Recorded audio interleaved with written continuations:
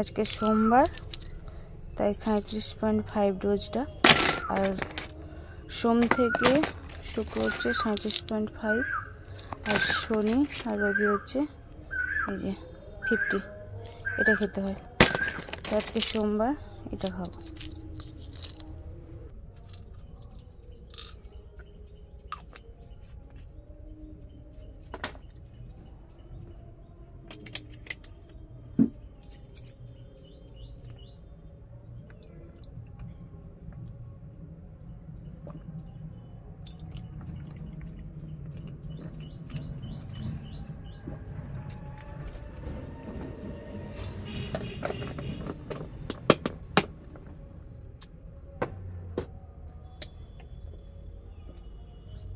Hello everyone, good morning. সকলে কেমন আছো? আশা করি অনেক ভালো আছো, সুস্থ আছো। আর আমিও ভালো আছি, সুস্থ আছি। তো চলে এলাম তোমাদের জন্য আরও একটি নতুন ব্লগ ভিডিও নিয়ে। তো দুদিন আমি ভিডিও শ্যুট করতে পারিনি, তাই তোমাদের সঙ্গে ভিডিও শেয়ারও করা হয়নি। আসলে জানো এখনকার সময়টা আমার কীরকমই চলছে, বলতে গেলে খুবই প্রায় কাছাকাছি 7 মাসে পড়ে গেছি। তাই আমার তো শরীরে খুবই কষ্ট হয়, তারপরে নানান রকমের সমস্যা হয়। আর তারপরে হলো একটা কথা যে এতদিন ভিডিও শ্যুট নেই, মানে অভ্যাস নেই। আমরা হচ্ছে মানুষ অভ্যাসের দাস, তো অভ্যাস নেই না, সেই জন্য দুদিন গাফালেতি হয়ে গেছে। এই যে এখন ভিডিওটা শ্যুট শুরু করছি, তাও হাতে খুব কনকন শুরু হয়ে গেছে।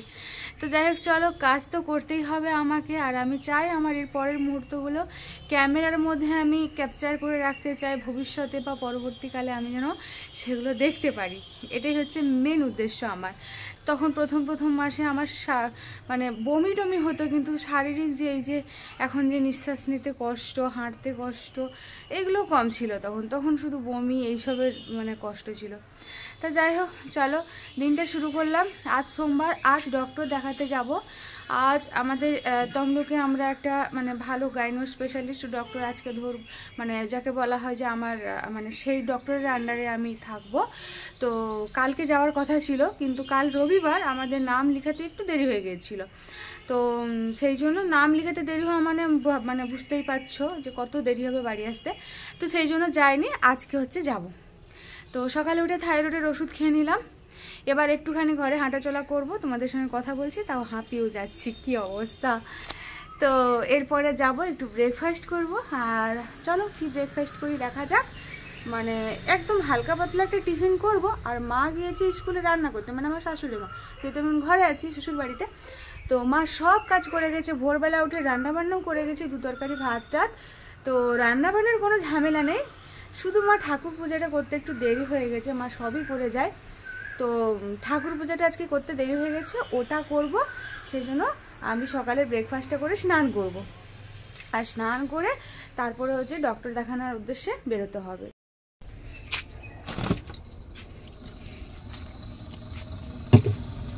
গাড়ি কোথা?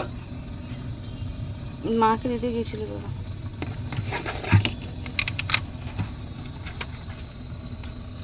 এই সকালবেলা পায়েস খেলে হবে?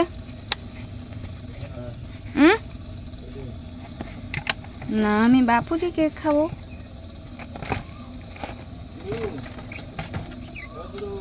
নেই, পায়েসটাই খাই।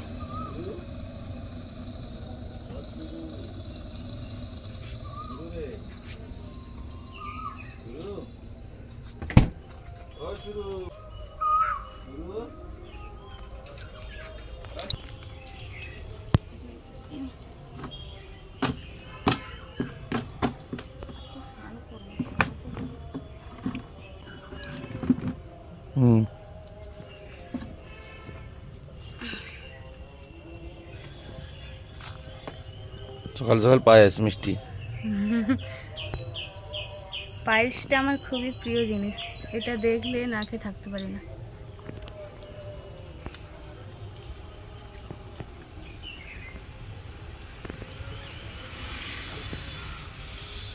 এটা লোকে যেমন চা বিস্কুট ব্রেকফাস্ট করে, তেমন আমার পায়েস দিয়ে ব্রেকফাস্ট করছি। এরপরে স্নানের পর হচ্ছে কেক খাবো, তারপরে যখন ডাক্তার দেখাতে যাবো তার 10 মিনিট আগে ভাত খেয়ে যাবো, মানে পুজো করার পর কেক খাবো।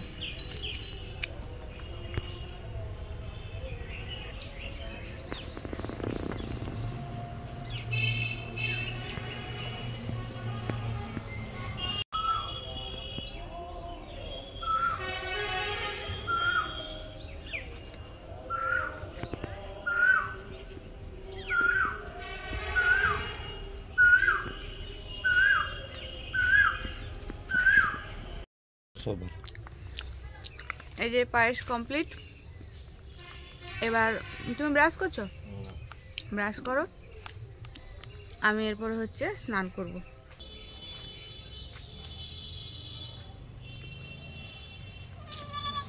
কোথায় ঢুকে যাবে জঙ্গলে?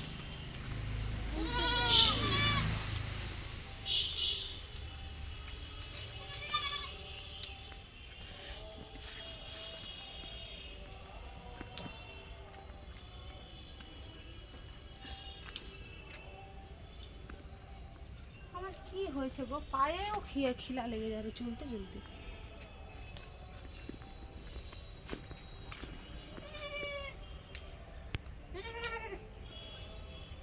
একটা গাছের কুলি হয়ে যাচ্ছে, আর অন্য গাছে চলতে হবে না। এই তো সামনে ফুলেছে এখনো। থাকো, সেই সাদা ফুলগুলো তুলি একটু সব।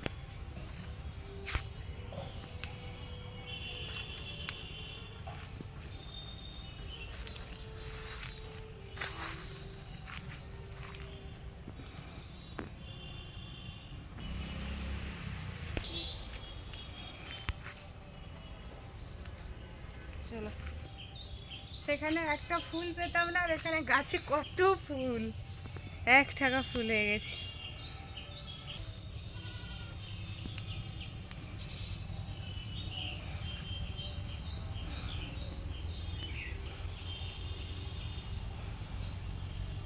এই ফুল তুলতে পারবো নি। কি ফুল? বাবা, ফুল তোলার জন্য কত কিছু করতে হচ্ছে। এখানে আমাদের কোনো ফুলের অভাব নেই। সে ছোটবেলা থেকে দেখি, আমি তো লাগাই সব। এই গাছটা তুমি লাগাইছো? হ্যাঁ। ব্যাস হয়ে গেছে। আর লাগবে না?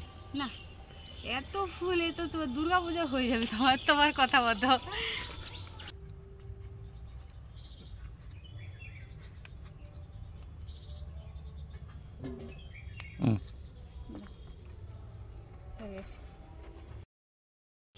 দেখ দেখ, কি রে ওই কেটি?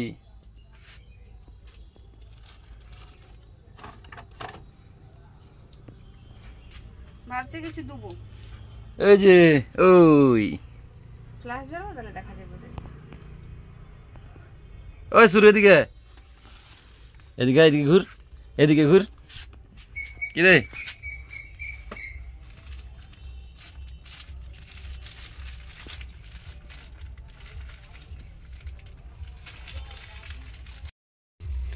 তো এই যে আমার পুজো হয়ে গেছে, আর এই দেখো মা লক্ষ্মীর চরণ খুব সুন্দর করে সাজিয়ে দিয়েছি। গাছে এত ফুল, তার জন্যই এত এত করে তুলে আনা হয়। আর এদিকে হচ্ছে জগন্নাথ, বলরাম, সুভদ্রা। তো এখানেও সুন্দর করে আসনটা সাজিয়ে নিয়েছি। কেমন লাগছে তোমরা জানিও। আর এই যে সিংহাসনটা আনা হয়েছিল, তো এখানটায় হচ্ছে লক্ষ্মী গণেশ, আর এক পাশে হচ্ছে শ্রীমদ্ ভাগবত গীতা। তো এই হচ্ছে আমাদের এখন ঠাকুরের আসন, আগের থেকে একটু পরিবর্তন হয়েছে। তো চলো এবার ভগবানকে যে প্রসাদটা নিবেদন করেছি এটা তুলে নেই। এই যে পয়লা বৈশাখ কালকে, তাই এটাকে আমরা বসুন্ধরা বলি। যদি ভুল বলে থাকি বলবে, বসুন্ধরা বলা হয়। এই যে নিচে দুবা ঘাস দিয়ে, এইখানটা এই যে মাটির ভাঁড় দিয়ে এখানে জল দেওয়া হয়। তো এইটা আমি এক্ষুনি দিয়ে গেলাম, আর মন্দিরেও ধূপ দেওয়া হয়ে গেছে। এবার হচ্ছে বেরাবো। আর এর মাঝখানে একটা বড় ঘটনা ঘটে গেছে আমার সঙ্গে। তোমাদের সঙ্গে কথা বলার পর, পায়েস খাওয়ার পর আমি ভাবছিলাম যে একদম বাথরুমটা টয়লেটটা সেরে তারপরে একদম স্নান করে পুজো দিয়ে ভাত খাবো, এটাই কথা ছিল। তো আমি বাথরুমে গিয়েছি, বাথরুমে গিয়েই আমার দুবার মাথা ঘুরেছে। একবার মাথা ঘুরিয়েছে, আমি বলি হয়তো একটু কিছু হবে না, তো তারপরে আবার বড় করে মাথা ঘুরে বাথরুম থেকে কোনো রকম বেরিয়ে তো আমি পুকুর পাড়ে বসে গিয়েছিলাম। তারপরে ভাবলাম না, একটু ফ্যানের তলে শুতে হবে। তুই এসে শুয়েছিলাম প্রায় আধ ঘন্টা মতো। তারপরে উঠে আগে ভাত খেয়েছি, ডিম ভাজা আর খসলা শাক বলে হয়তো জানো, লোটে শাকের মতো দেখতে। তো ওই শাকের ভাজা দিয়ে তরকারি দিয়ে ভাত খেয়ে নিয়েছি। আর তোমার দাদা ভাইও ভাত খেয়ে নিয়েছি। তারপরে স্নান করেছি, বাসন টাসন মেজে তারপরে পুজো দিলাম। কেন জানি না শরীরটা এতটাই মানে দুর্বল হয়ে যাচ্ছে। দেখা যাক, আজকে ডক্টরের কাছে গিয়ে সব কিছু বলবো। বাড়িতে যতদিন এসেছি 10 দিন মতো হয়ে গেল, 10-12 দিন। তো এর মধ্যে কিন্তু ডিম আর দুধটা মানে ইচ্ছে করেই খাইনি, অবহেলা করা হয়েছে, সেজন্যই হয়তো হতে পারে। এমনিতে আমার শরীরে ব্লাডটা একটু কম প্রথম থেকেই, প্রেগনেন্সির আগে থেকেই। তো সেই কারণে নাকি জানি না, হিমোগ্লোবিনের অভাবে নাকি জানি না। তো একটা ডিম ভাজাতে তো ভাত খেয়েছি, বাড়ির দেশি মুরগির ডিম। এবার একটা সেদ্ধ ডিম খাবো, কারণ মা ভাজা করে দিয়ে গিয়েছিল, আমি জানি না, আমি আমার জন্য আবার সেদ্ধ চাপিয়ে দিয়েছিলাম। তো তোমার দাদাভাই বলছে যেহেতু 10-12 দিন ডিম খাওয়াই হয়নি, তো দুটো খেলে কিছু হবে না একদিনে। চলো এখন ডিম সেদ্ধটা খাবো। এখন 10টা বেজে গেছে।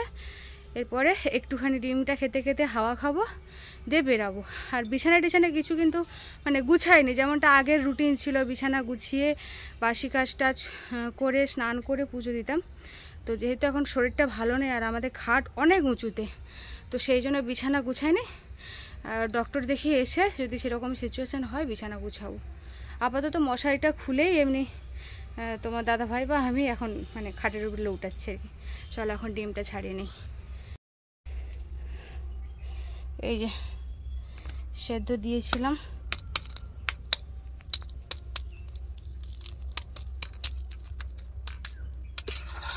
চলো এটা। আর একটা ডিম ছাড়াতে ছাড়াতে আর একটা কথা বলবো, যে আমার বাড়িটা কিন্তু মানে সেইভাবে গোছানো নেই। কারণ তোমরা জানো যে প্রত্যেক বছর আমাদের কিভাবে ঘর ডুবে যায়। তো জিনিসপত্র প্রচণ্ড এলোমেলো করে রাখা হয়ে আছে। এবার দেখো, স্বাভাবিক ব্লগ না করলে ঘর বাড়ি গুছানো আমাদের থাকে, রান্নাঘর তো দেখলে বুঝতে পারবে। কিন্তু এই পরিস্থিতিতে মানে বাবা মা কতটা কি করবে, তাই না? ঘর চারদিকে, আমাদের রুমটা তো পুরো হেলেই গিয়েছে, সেগুলো তোমাদের সঙ্গে শেয়ার করা হয়নি, আর আমি যাবও না সে পেছনে গিয়ে। তো সেই জন্য অনেক কিছু জিনিস অগোছালো দেখতে পারো, যেমন ধরো এই পেছনের দড়িটা, ওই পাশটা ফ্রিজের সাইডটা, তো সেটা আমি এখন গুছাতেও পারবো না, কারণ ঘর তো একই রকমই, আর তারপরে এখন শরীর ভালো নেই। তো এগুলাকে একটু তোমাদেরকে মেনে নিতে হবে, কিছু করার নেই। আমাদের ঘর, নতুন ঘরের প্রায় সব কিছু কমপ্লিট, শুধু মানে মেন জিনিসটা ছাদটা দেওয়া হলে যে করেও আমরা থাকতে পারবো, কিন্তু সেটার যা বড় অ্যামাউন্ট, মানে যেখান থেকে আমাদের ছাদ হওয়ার কথা, যেখান থেকে এনে একটু প্রবলেম আছে, সেই জন্য দেরি হচ্ছে আর কি। তা যে কারণে আমাদের কিন্তু ঘরটা এখন এলোমেলো থাকবে। আর বুঝতেই পারছো, এখন আগের মতো আর সেইভাবে পারবো না, চেষ্টা করব, কিন্তু আগের মতো গুছিয়ে করতে পারবো না।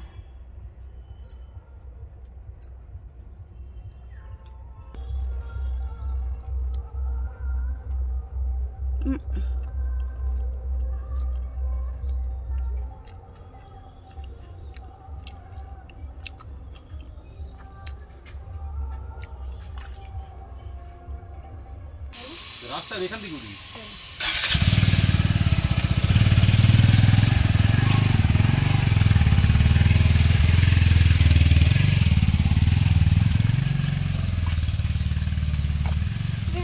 অন্ধকারে কিছু দেখতে পাইনি আমি। দেখা যায়, দেখা যায়। মাথায় গাড়ি আছে বদল।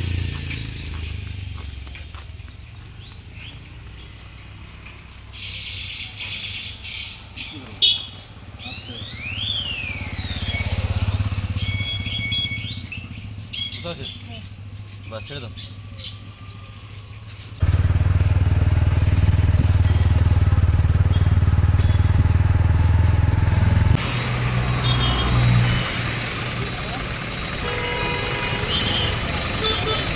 আবার সিগন্যাল হবে, সিগন্যাল ছাড়বে।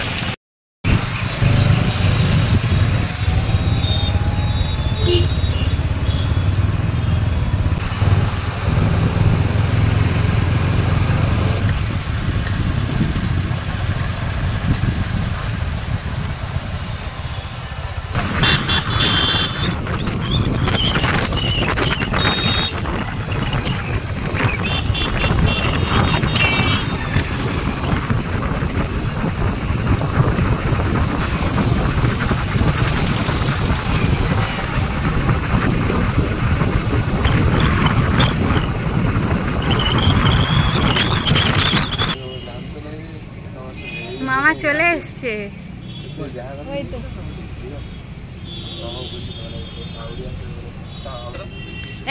একটা কাগজ দিতে বলো। চলো চলো চলো চলো, রেড করো, ওর ব্যাগে ঢুকে দাও।